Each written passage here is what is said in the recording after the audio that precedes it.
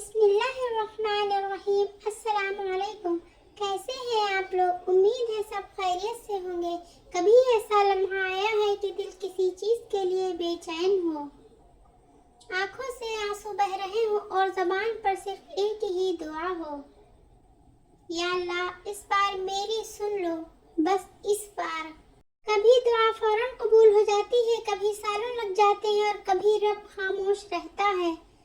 دل سوچتا ہے کیا میرا رب مجھ سے ناراض رہے؟ نہیں، رب ناراض نہیں ہوتا، لیکن کبھی ہم دعا مانگنے کا سلیقہ بھول جاتے ہیں۔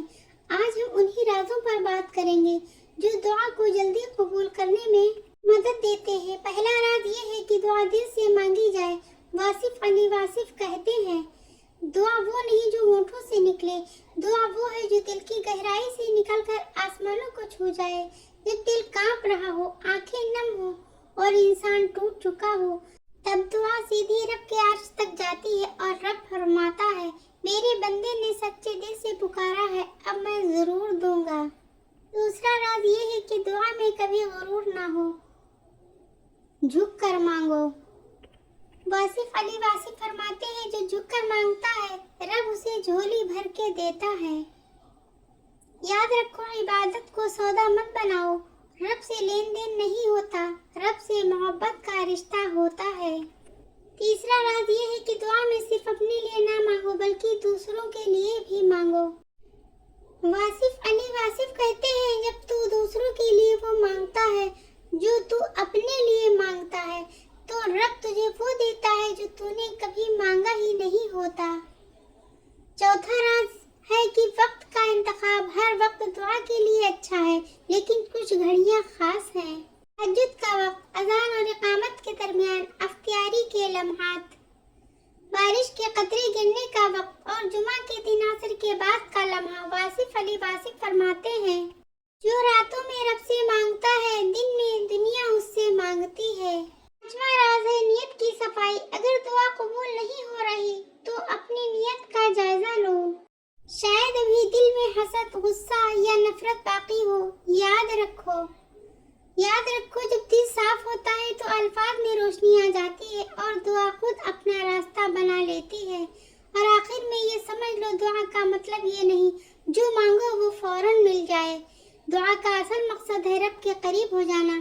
جب رب قریب ہو جائے تو پھر جو بھی ملے وہ کافی لگتا ہے۔ واصف علی واصف فرماتے ہیں، دعا مانگنے کا لطف تب آتا ہے جب انسان کو یقین ہو کہ رب سن رہا ہے، اس لیے مانگتے رہو، روتے رہو، دل سے جھکتے رہو، کیونکہ کبھی کبھی رب دعا اس لیے دیر سے سنتا ہے تاکہ تمہارا ظرف بڑا ہو جائے، اور جب وہ دیتا ہے تو پوری زندگی بدل جاتی ہو۔ اللہ کرے تمہاری ہر نیک دعا جلد قبول ہو جائے۔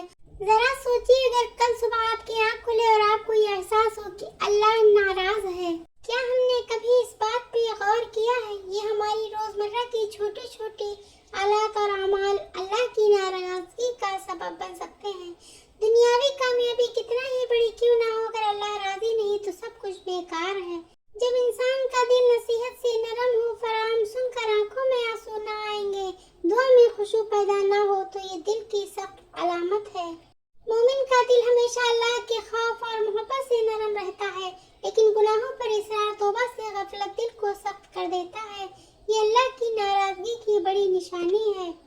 مومن اپنے گناہوں کو ایسے سمجھتا ہے جیسے پہاڑ اس کے اوپر گرنے والا ہو، اور فاسق اپنے گناہوں کو ایسے سمجھتا ہے جیسے ناک پر بیٹھنے والی مکھی۔ جب کوئی شخص گناہ کر کے سکون محسوس کرے اور توبہ نہ کرے تو یہ اس بات کی علامت ہے کہ اللہ کی ناراضگی اس پر چھا رہی ہے۔ نماز ایمان کی بنیاد ہے اور اللہ سے تعلق کا سب سے بڑا ذریعہ ہے۔ قرآن میں آیا ہے، پھر ان کے بعد ایسے لوگ آئے جنہوں نے نماز ضائع کر دی اور خواہشات کے پیچھے چل پڑے۔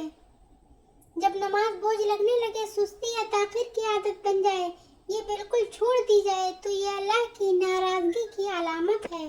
دعاؤں کا قبول نہ ہونا، حدیث شریف میں آتا ہے، ایک آدمی ہاتھ اٹھا کر دعا کرتا ہے، اس کا کھانا حرام، لباس حرام، کمائی حرام ہوتی ہے، پھر کیسے اس کی دعا قبول ہو؟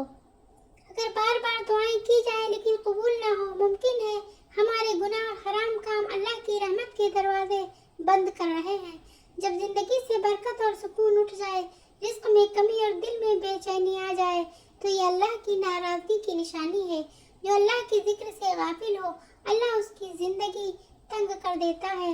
برے لوگوں کی صحبت انسان جس محفل میں بیٹھتا ہے اسے اس کی زندگی پر اثر پڑتا ہے۔ آج میں اپنے دوست کے دین پر ہوتا ہے، لہذا دیکھو تم کس کو دوست بنا رہے ہو۔ اگر کسی کی مجلس گناہ کرنے والوں سے بھری ہو اور وہ نیکی کے بجائے برائی میں خوشی محسوس کر رہے ہوں تو یہ اللہ کی ناراضگی کی علامت ہے۔ جب دل نیکیوں کے لیے تیار نہ ہو، قرآن پڑھنے، مسجد جانے، صدقہ دینے میں سستی کرے تو یہ ایمان کی کمزوری اور اللہ کی ناراضگی کی واضح علامت ہے۔ مومن نیکی کی طرف دوڑتا ہے لیکن جس پر اللہ کا غضب ہو وہ نیکیوں سے محروم ہو جاتا ہے۔ اگر کوئی شخص گناہ کرے اور اسے کامیابی سمجھے یا خوشی محسوس کرے تو یہ بہت خطرناک حالت ہے۔ قرآن میں آیا ہے، کیا وہ لوگ جو برے عمل کرتے ہیں یہ گمان کرتے ہیں کہ ہم ان سے راضی ہیں؟ گناہوں پر خوشی اللہ کی ناراضگی کی کھلی نشانی ہے۔ موت کو بھول جانا، آپ نے فرمایا موت کو زیادہ یاد کرو کیونکہ یہ گناہوں کو مٹا دیتی ہے، لیکن جس پر اللہ کی ناراضگی ہوتی ہے وہ موت کو بھول جاتا ہے، دنیا میں ڈوب جاتا ہے اور آخرت کی تیاری نہیں کرتا۔ یاد رکھو اللہ کے ذکر سے ہی دلوں کو سکون ملتا ہے، لیکن اگر ذکر الہی چھوڑ دیا جائے تو دل بے سکون ہو جاتا ہے اور یہ اللہ کی ناراضگی کی واضح دلیل ہے۔ میرے پیارے بھائیوں اور بہنوں، یہ نشانیاں صرف سننے کے لیے نہیں بلکہ غور کرنے کے لیے ہیں۔ اگر ہم میں سے کسی میں یہ علامتیں پائی جاتی ہیں تو ابھی توبہ کیجیے، اللہ سے معافی مانگ لیجیے اور نیکیوں میں بڑھ چڑھ کر حصہ لیجیے۔ قرآن میں اللہ تعالیٰ فرماتا ہے، اے میری بندو جنہوں نے اپنی جانوں پر ظلم کیا، اللہ کی رحمت سے نا امید نہ ہو، بے شک اللہ تمام گناہوں کو معاف کر دیتا ہے۔ اللہ تعالیٰ بڑا مہربان ہے، وہ ہمیں معاف کرنے کی بہانے ڈھونڈتا ہے، بس ہمیں سچے دل سے اس کی طرف رجوع ہونا ہے۔ دعا ہے کہ اللہ تعالیٰ ہمیں اپنی رضا نصیب فرمائے، آمین، اور اپنی ناراضگی سے بچائے، آمین یا رب العالمین۔ اگر یہ ویڈیو آپ کو اچھی لگی ہو تو پلیز دوسروں تک ضرور پہنچائیں تاکہ شاید کسی اور کی زندگی بدل جائے۔ اللہ حافظ۔